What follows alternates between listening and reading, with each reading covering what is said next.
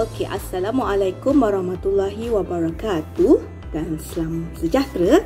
Okey, hari ini cikgu nak tunjukkan kamu bagaimana aktiviti jirim berubah keadaan. Okey, ini adalah aktiviti kedua. Okey, aktiviti kedua iaitu memerihalkan perubahan keadaan jirim air semasa proses peleburan. Okey. Baik, kita perlukan piring Petri dan ketulan ais. Okey, kat sini cikgu dah ada piring Petri yang cikgu gantikan dengan mangkuk. Okey. Kemudian cikgu ada beberapa ketul ais. Okey, langkah dia macam dalam buku sebutkan. Okey, letakkan beberapa ketulan ais. Okey, cikgu letakkan 3 ketulan ais di sini. Okey, letakkan 3 ketulan ais. Okey, kita ambil pemerhatian. Okey, selepas 10 minit. Okey, jadi selepas 10 minit nanti kita tengok apa yang berlaku. Okey. Okey, ini sebelum masa awal-awal Okey, dengan ais yang cikgu baru masukkan. Okey, kamu boleh nampak ais ni. Okey, cikgu akan biarkannya selama 10 minit. Okey, selepas 10 minit nanti kita akan lihat balik apa yang berlaku kepada ketulan ais ini. Okey. Siap Okey, sekarang kita lihat semula selepas 10 minit apa yang berlaku kepada ketulan-ketulan ais yang cikgu dah masukkan tadi. Okey, ini untuk aktiviti 2. Tengok apa jadi tadi. Nampak ketulan ais kan? Sekarang apa dah jadi? Dah ada nampak air di situ. Okey, apakah keadaan, kalau situ kamu boleh lihat soalan A tu, apakah keadaan jirim air yang terdapat di dalam mangkuk ini pada awal dan akhir aktiviti? Pada awal tadi macam mana? Sekarang dah akhir aktiviti kan, dah lepas 10 minit apa berlaku? Ini selepas 10 minit. Okey, selepas 10 minit. Pada awal tadi kita nampak ketulan kan? Sekarang selepas 10 minit apa jadi pada ketulan ais tadi? Okey, kedua, B. Apakah perubahan keadaan jirim air dalam aktiviti ini? Kena nyatakan proses yang terlibat. Okey, kita nyatakan perubahan keadaan jirim. Tadi dalam bentuk ketulan ais dibentuk jirim dalam keadaan jirim apa? Sekarang dah nampak apa? Dia sudah mencair kan? Sudah nampak dia lebur di situ. Okey, melebur di situ. Jadi kita nampaklah dia sudah melebur di situ. Okey, kemudian kita nyatakan proses apa yang terlibat. Okey, kena tuliskan jawapannya. Kemudian berikan influence terhadap pemerhatian kamu. Okey, untuk yang lebih lanjut kita akan bincangkan juga di dalam kelas online nanti. Okey, bye. Baik, selepas apa jadi pada air tadi, langsung dah tak ada. Ketulan ais dah tak ada di sini. Okey, cikgu nak cuba kamu fikirkan apa yang berlaku kepada ketulan ais tadi dan apakah proses yang terlibat di sini. Okey.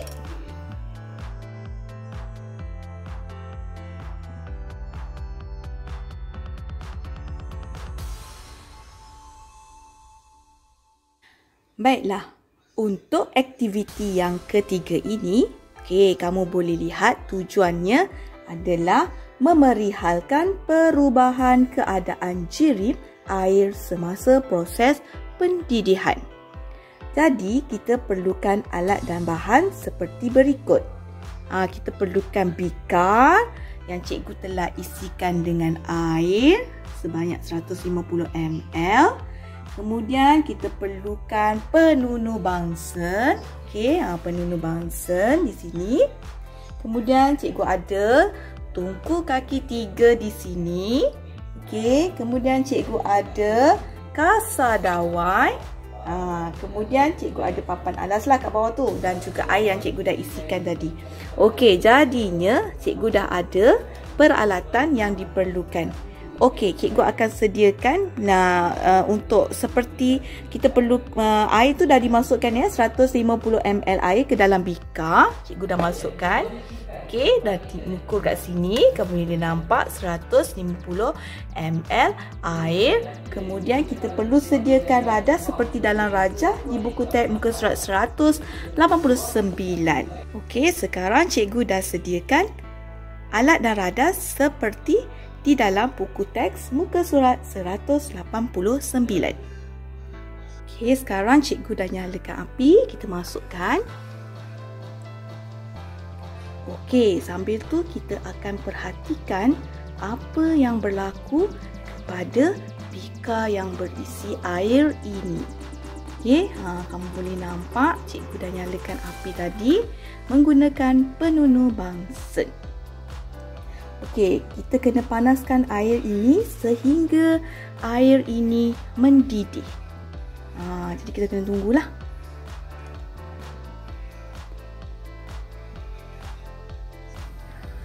Kalau kita lihat di sini, air dah mula hendak mendidih.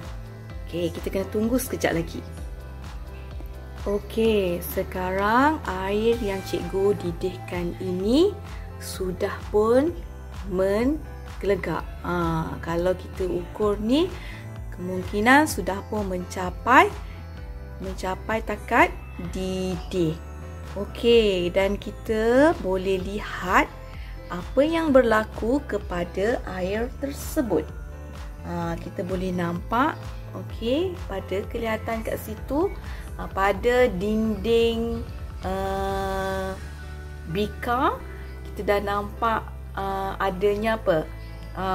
Ada nampak seperti titisan-titisan kan?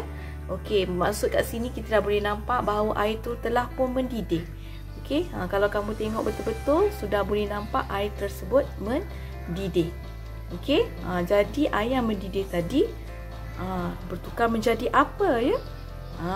Kena tengok bertukar menjadi apa. Dia naik ke atas tu jadi apa. Okey, jadi kamu lihat dan kamu cuba nyatakan perubahan jirim air daripada awal tadi, kemudian apa berlaku bila kita dah didihkan air tersebut. Nampak kat sini. Okey, kelihatan wap air sudah kelihatan kat situ kan? Boleh nampak. Baik, semasa melakukan aktiviti ini kita perlu berhati-hati. Okey, perlu mengutamakan keselamatan sebab dia panas kan? Jangan pegang bika tu teruslah. Okey, kita akan gunakan penyepit. Jadi nanti kita bincangkan lagi dalam kelas online.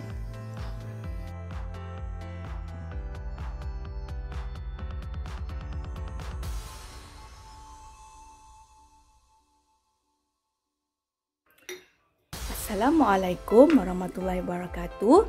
Hari ini kita nak lihat aktiviti yang kelima.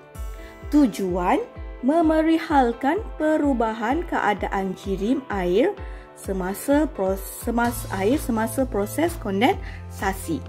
Okey, alat dan bahan yang kita perlukan, okey, macam cikgu sebutkan, iaitu kita perlukan bika. Yang mana bika ni cikgu dah isi 100 ml air.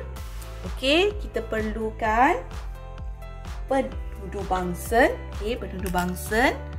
Okey, kemudian kita perlukan tungku kaki 3. Dan juga kasar dawai. Di sini kasar dawai. Ini kasar dawai.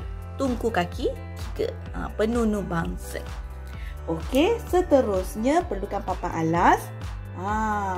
Cermin. Kali ni cikgu ada cermin. Okey, cermin. Kemudian penyepit tabung uji. Penyepit tabung uji seperti ini. Okey, ni penyepit tabung uji. Penyepit tabung uji maksudnya senang kita nak pegang nanti. Okey, jadi dan juga air yang cikgu dah masukkan. Okey, sediakan radar seperti dalam rajah di sebelah. Okey, jadi nanti cikgu akan tutuplah cermin cikgu tu. Cermin dengan kepada bika tadi. Okey, cikgu masukkan air 100 ml ke dalam bika dan cikgu akan didihkan. Okey, kemudian selepas cikgu didihkan nanti cikgu akan tutup penudu bangsen apabila air tu telah mendidih. Okey, baru cikgu letakkan cermin. Okey, sekarang ni kita buat langkah yang pertama dahulu. Okey, kita akan didihkan penudu bangsen ni ke bika. Okey, kita akan biarkan air ini mendidih. Mendidih.